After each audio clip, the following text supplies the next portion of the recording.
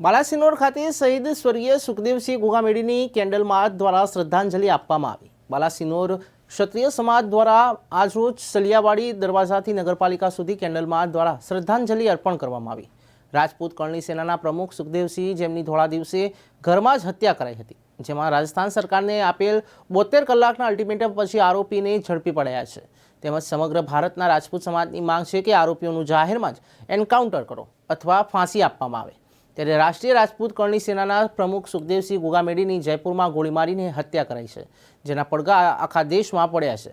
ત્યારે મહીસાગર જિલ્લાના બાલાસિનોર ક્ષત્રિય સમાજના આગેવાનો દ્વારા મૌન રેલી યોજીને શ્રદ્ધાંજલિ આપી હતી, જેમાં યુવા ક્ષત્રિય સેના જિલ્લા પ્રમુખ સોલંકી હિતેન્દ્રસિંહ, શહેર પ્રમુખ સુરપાલસિંહ, ગુજરાત ક્ષત્રિય ઠાકોર સેના શહેર પ્રમુખ સાગરસિંહ ઝાલા, તાલુકા ઉપપ્રમુખ કિશોરસિંહ ઠાકોર, ઉપપ્રમુખ વિજયસિંહ ઠાકોર, પૂર્વ યુવા ભાજપ પ્રમુખ કેતનસિંહ ઝાલા, નગતસિંહ રાજપૂત, મહેશભાઈ જૈન, વંદે માતરમ ગ્રુપ અને ક્ષત્રિય સમાજના અગ્રણીઓ હાજર રહ્યા હતા।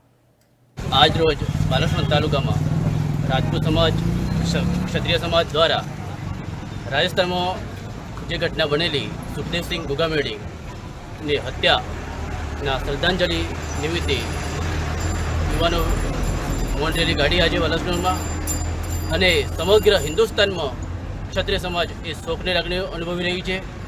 અને સરકાર દ્વારા એમને 72 કલાકમાં જે કંઈ અલ્ટિમેટ આપ્યું છે એ માગણી પૂરી કરી છે, અને સુખદેવસિંહ ગુગામેડીની આત્માને શાંતિ આપે એ બાબતે આજે શ્રદ્ધાંજલિ નિમિત્તે યુવાનો ભેગા થયા છે।